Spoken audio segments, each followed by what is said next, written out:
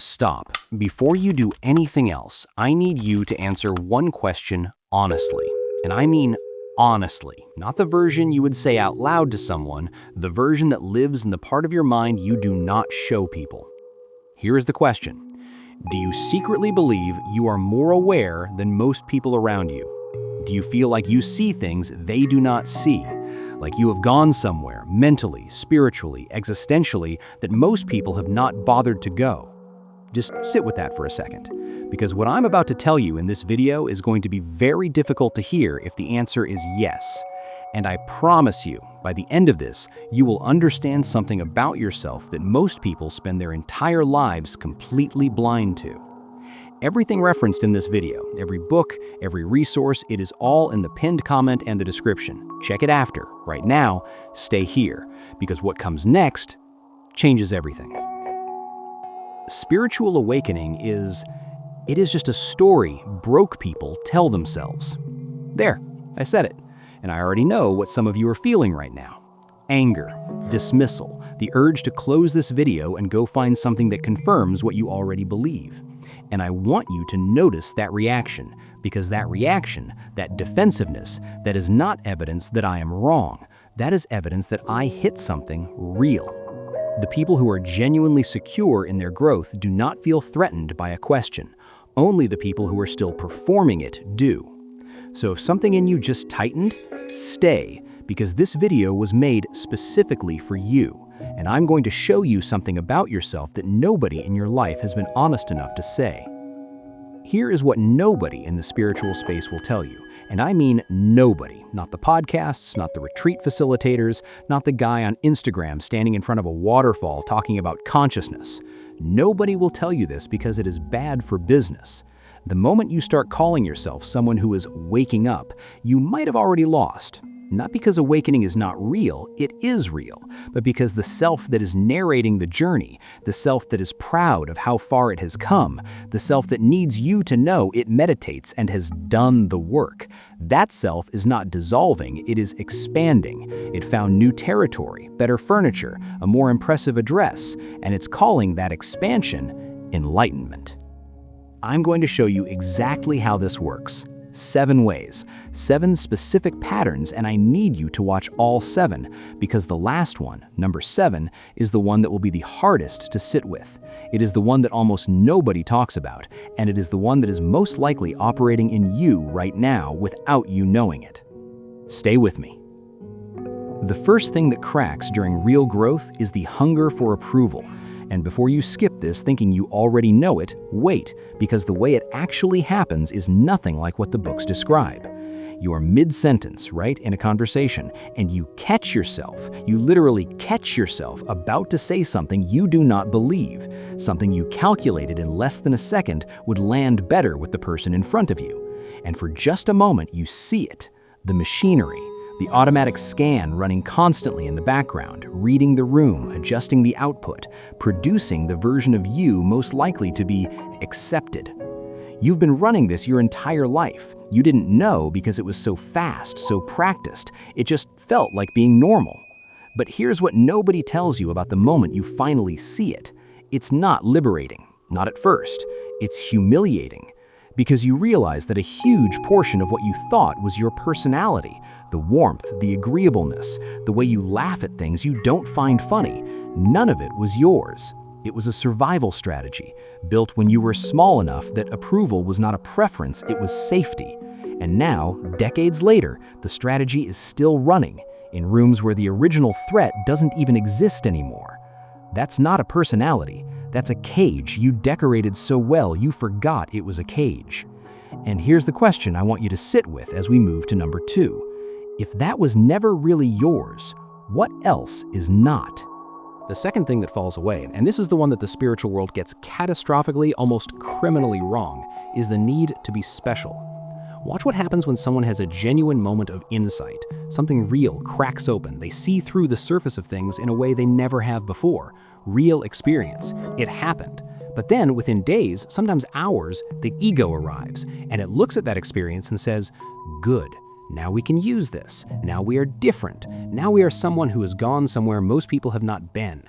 And suddenly, the spiritual experience, which was supposed to dissolve the self, has been converted into fuel for the self. This is not rare, this is the standard trajectory. Most people who describe themselves as spiritually awake are not describing the absence of ego, they're describing an ego that found better material. They meditate, yes, but they also, very subtly, make sure you know they meditate. They talk about presence and consciousness and the illusion of the separate self, but in a way that positions them as someone who understands things you do not yet understand. The need to be seen did not dissolve, it just moved into a more respectable neighborhood. Now here's something I want you to hold on to because it connects directly to what I'm going to show you in number 7, the last one. The real dissolution of this pattern is so quiet it is almost impossible to perform, and that is the entire point. When it actually happens, there is nothing to announce, no content to make, no way to differentiate yourself through it. The person who is genuinely moved through this phase is just there, unremarkably present, and that terrifies the ego more than anything else on this list. Keep that in mind as we go deeper. Third, and I want you to pay close attention here because this one is causing real damage to real people and almost nobody is naming it clearly, the performance of constant positivity.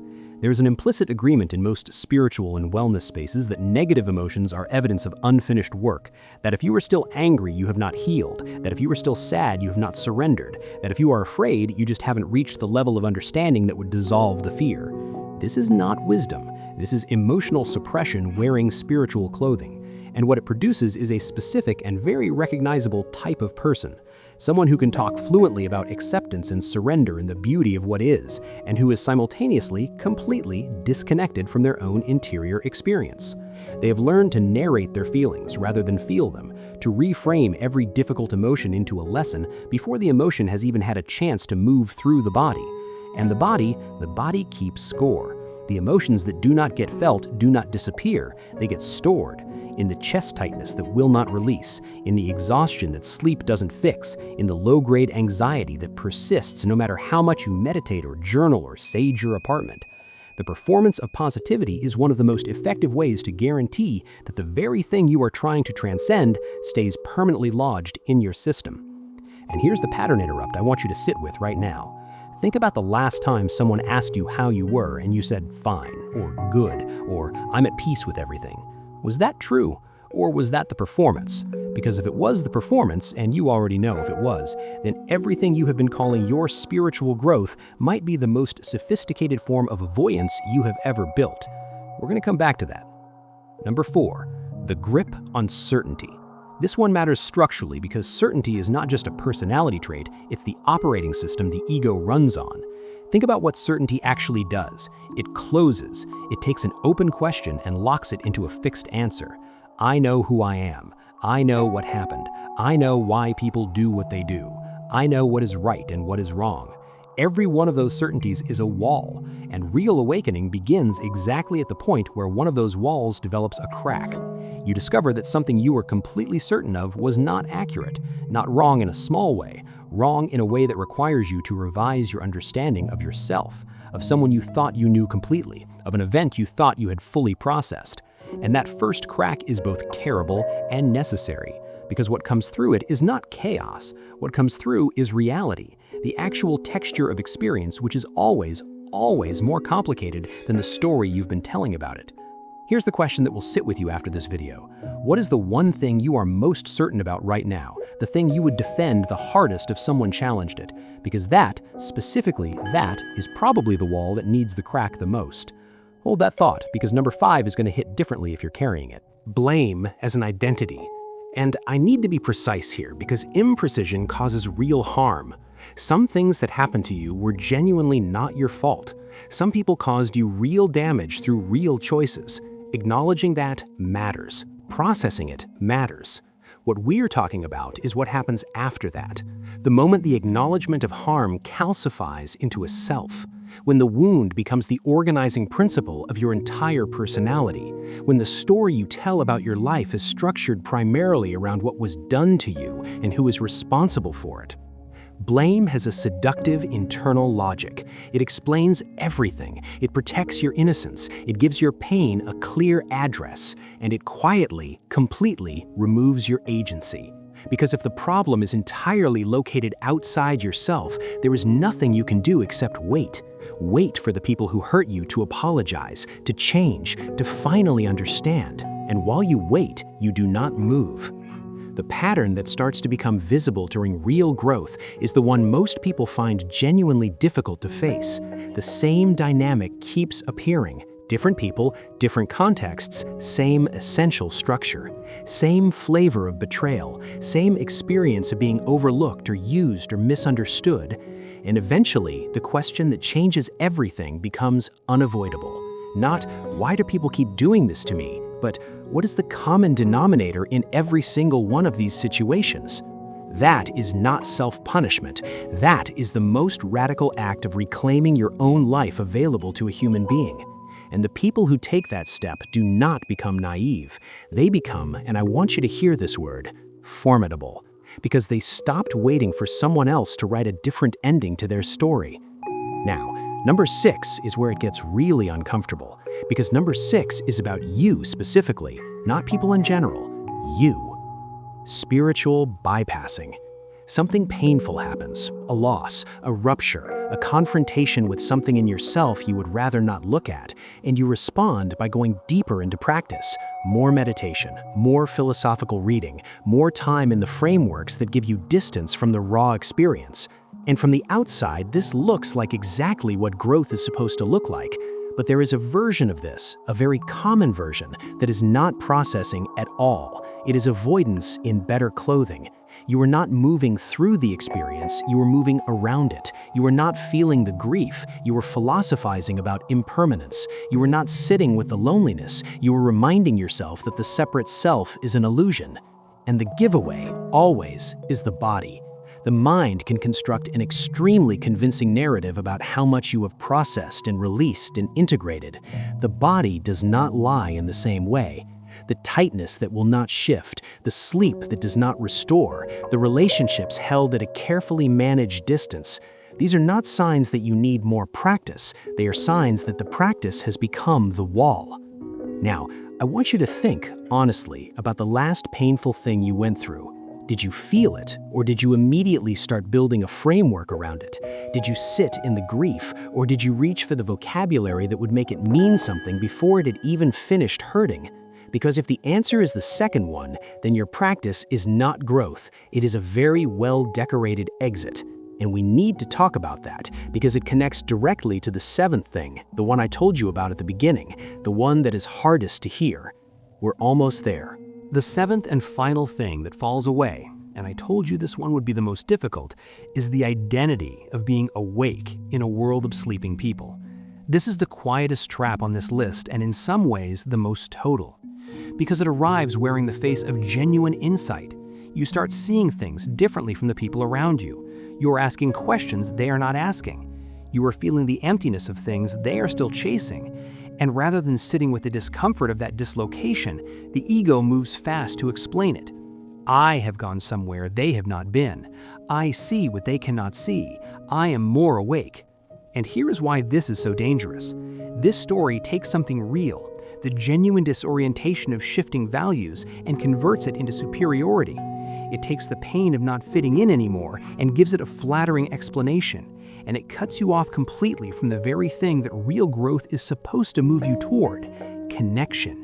Not with people who share your vocabulary, not with your curated circle of fellow seekers. Connection with the full, messy, unenlightened range of human experience, including the people still completely inside the patterns you have only recently begun to recognize. Now here is the moment I want you to really sit with. Think about someone in your life right now who you would privately describe as unconscious, asleep, not there yet. Someone whose choices or values or awareness you have quietly, maybe even kindly, looked down on. Got someone in mind? Good. Because that judgment, that quiet sense of being further along than them, that is not evidence of your awakening. That is evidence of your unhealed need to feel above something. That is the ego in its final and most sophisticated costume, dressed up as spiritual advancement, performing enlightenment so convincingly that even you cannot see it is still a performance. The person who has genuinely moved through this phase does not look down at the people still chasing what they used to chase. They remember what it felt like to chase it. They feel tenderness, not superiority, because they understand that the chasing was not stupidity. It was necessary. You had to chase those things fully and completely before you could see through them, and so did everyone else. The awakening that produces genuine humility is not the one that sets you above the crowd. It is the one that returns you to it. As a human being, not a teacher, not a witness to the sleeping masses, a human being who has stopped running from being human. So, here they are, all 7. The hunger for approval, the need to be special, the performance of positivity, the grip on certainty, blame as identity, spiritual bypassing, and the ego of awakening. And here is what I want you to understand about all 7 of them together. Every single one is a defense, a structure the mind built to protect you from the one experience that is genuinely terrifying to a human being. Being seen exactly as you are, without the performance, without the distance, without the gap between your real interior and the version you present to the world. And here's what I need to leave you with, because this is the most important thing in this entire video. You needed all of them. Every single one. The approval hunger kept you connected when connection felt essential to survival. The need to be special gave you drive when drive was hard to find. The certainty gave you ground when the ground felt like it was shifting. You do not need to be ashamed of any of it, but you do need to be honest about it. Because the difference between the person who is actually growing and the person who is performing growth is not intelligence, it is not discipline, it is not how many books they have read or retreats they have attended or hours they have sat in meditation. It is honesty, the willingness to look at the machinery without flinching, to see the performance without immediately constructing a narrative about why the performance was actually necessary and therefore okay. To sit with the uncomfortable possibility that the most spiritually advanced version of yourself might look nothing like what you've been building toward. It might look quieter, more ordinary, less certain, less differentiated from the crowd, less impressive to the people around you, and more real than anything you have ever been. That is the only awakening worth having. Not the one that makes you special, not the one that gives you a story to tell, the one that makes you honest, the one that makes you real, and the one that, if you are watching this right now and feeling something you cannot quite name, has already begun.